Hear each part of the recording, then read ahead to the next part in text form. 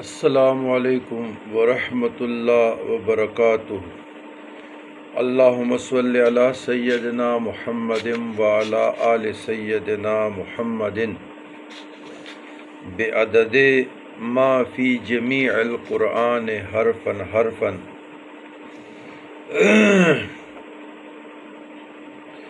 بعدد ما فی جمیع القرآن حرفا حرفا وبعدد کل حرفا حرفا الفا الفا یا وبعدد کل حرف الفا الفا۔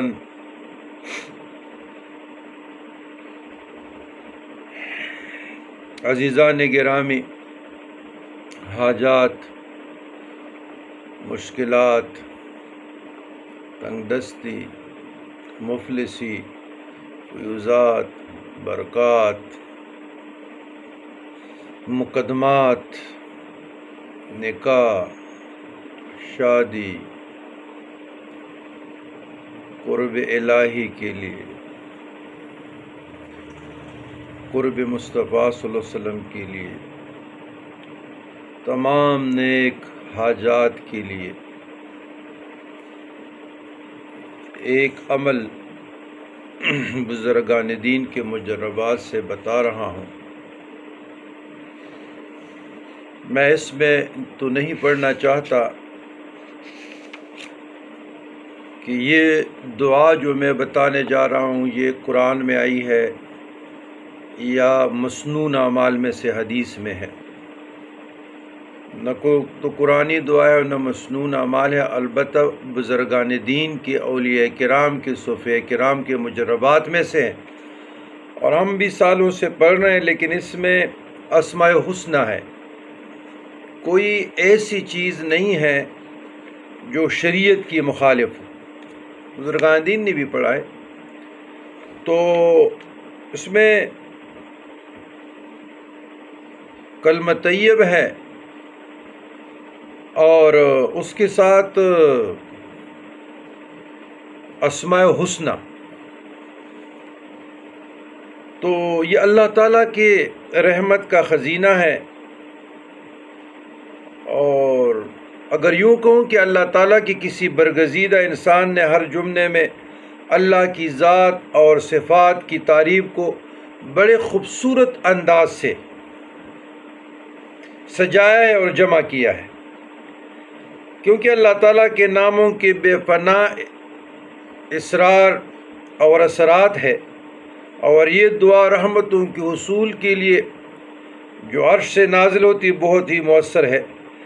بے شمار صوفیاء اولیاء نے اس کو روزانہ اپنے معمولات میں شامل کیے رکھا، فجر کے بعد، ہر نماز، 5 نمازوں کے بعد، تہجد کے بعد یا صبح و شام ایک مرتبہ، اور خود بھی اس کو پڑھنے کا معمول آپ لوگ بنائیں۔ آپ کی کمائی میں برکت ہو جائے گی، دست غیب سے رزق کے وسائل میں اضافہ ہوگا، کوئی دشمن ہوگا تو ذلیل و رخار ہوگا، اگر سفر پہ جائے تو عافیت سے آئے گا، اور اس دعا کی برکت سے بہت سے حاجات آپ لوگوں کے پورے ہو جائیں گے۔ لیکن یہ دعا آپ نے پڑھنی کیسے ہے؟ ہمارا ذاتی جو مشاہدے میں آیا ہے، جو مجرب عمل ہے، اور یہ میری رائے ہے اور میرا مشورہ بھی ہے کہ سورہ یاسین مبارک، بسم اللہ الرحمن الرحیم، یاسین والقرآن سے آپ شروع ہو جائے نا، وَكُلَّ شَيْءٍ فِي كِتَابٍ مُبِينٍ، یا کسی بھی مبین پہ آپ آ جائے، تو سورہ یاسین میں 7 مبین ہے۔ ہر مبین پر دعائے گنج العرش کو 1 مرتبہ ترنم سے پڑھیں۔ اس کے پڑھنے کا طریقہ یہ ہے، وضو بنائیں، پاک و صاف کپڑے پہنیں، خوشبو لگائیں، سرما لگائیں، طیب اور طاہر پاک و صاف ہو کر 2 رکعت نوافل پڑھیں۔ اگر توبہ کی قبولیت کے لیے ہے، شکر کے لیے ہے، حاجت کے لیے ہے، جس چیز کے لیے بھی آپ نے نیت کرنی ہے، وہ 2 رکعت نوافل آپ پڑھیں، اس کے بعد بیٹھ جائیں، اللہ کی تعریف کریں، تعریف سورۃ فاتحہ 1 مرتبہ پڑھیں، اس کے بعد آپ درود شریف پڑھیں، اس کے بعد آپ سورہ یاسین شروع کریں، اعوذ باللہ ایک مرتبہ پڑھیں، پھر بسم اللہ الرحمن۔ جب مبین پر پہنچے تو دعائے گنج العرش پڑھیں، پھر دوسرے مبین پر، پھر تیسرے پر، پھر چوتھے پر، پھر پانچویں پر، پھر چھٹے پر، پھر ساتویں پر۔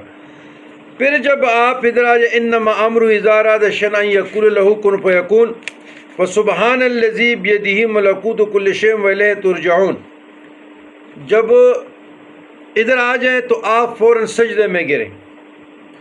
گڑگڑاہٹ جو دعائیں آپ کو آتی ہیں، چاہے عربی میں آتی ہیں قرآنی دعائیں ہوں، چاہے حدیث سے آتی ہو، چاہے آپ کا اپنی زبان میں ہو، کوئی انگریزی بولے، عربی بولے، کشمیری بولے، سندھی بولے، بلوچی بولے، پشتو بولے، پنجابی بولے، سرائکی بولے، اپنے زبان میں سجدوں میں گڑگڑاہٹ عجز کے ساتھ، انکساری کے ساتھ، رونے کے ساتھ، گڑگڑاہٹ کے ساتھ، اللہ اس وقت بہت قریب ہوتا ہے سجدوں میں اور بہت سنتا ہے۔ وسجد واقترب، تو اپنی زبانوں میں دعائیں مانگے۔ پھر اس کے بعد جب آپ سجدے سے واپس آتے ہیں، قبلہ رخ ہو کر اپنے ہاتھ اٹھائے، سنت طریقہ ہے، اور پھر اپنا اللہ کا شکر ادا کریں کہ اللہ تبارک و تعالیٰ نے آپ کو وضو کی، پڑھنے کی، دعا مانگنے کی، سجدہ کی توفیق عطا فرمائی۔ تو پھر دل کو دیکھیں، اگر آپ کے دل پہ رکعتاری ہے، آپ کا دل استقامت سے ہے،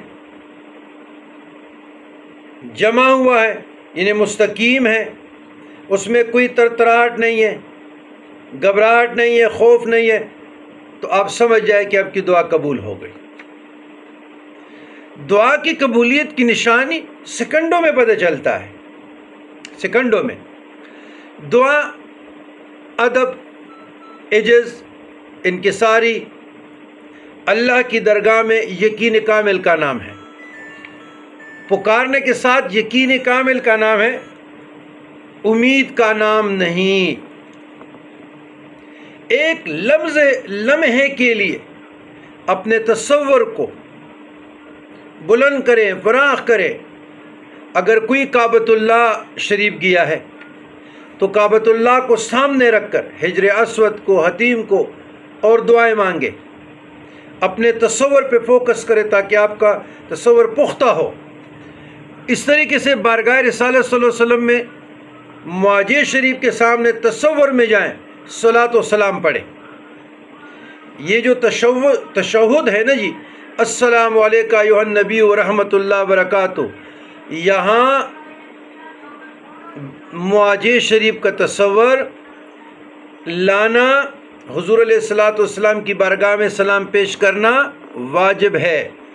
اسی طرح السلام علینا وعلی عبادہ اللہ الصالحین، اپنے تصور میں اپنے والدین پہ، مشائخ پہ، جو بھی آپ کے ریلیٹڈ ہے، بائیں طرف رائٹ اور پھر بائیں، تو آپ تصور میں السلام علینا وعلی عبادہ اللہ الصالحین، ان کی قبروں کو رکھ کر سلام پڑھیں، کوئی حرج نہیں ہے، کیونکہ تشہد واجب ہے۔ جو لوگ کہتے ہیں کہ یہاں خیال لایا، یہ لایا، وہ لایا، نماز باطل ہوتی ہے، تو وہ ان کی نماز باطل ہو جاتی ہے، ان کی نماز باطل ہو گئی، یقیناً ہو گئی، یقیناً باطل ہو گئی، یقیناً مردود ہو گئی، کیونکہ ان کو فلسفہ تشہد کی سمجھ نہیں ہے، کیونکہ ان کو السلام علینا ایھا النبیوں کا وہ عظمت، وہ راز، وہ سر، وہ خواص، وہ برکت، وہ رحمت، وہ نور، وہ اسرار الغیب، انباء الغیب کی خبر نہیں۔ جب خبر نہیں، ناواقف ہو گئے، جو ناواقف ہو گئے تو بس معاملہ، الفاظ کو میں ذرا کنٹرول کر کے، تو سمجھنے والے سمجھ گئے، اور اللہ تعالیٰ آپ لوگوں کو توفیق عطا فرمائے۔ والسلام علی من اتبع الہدی۔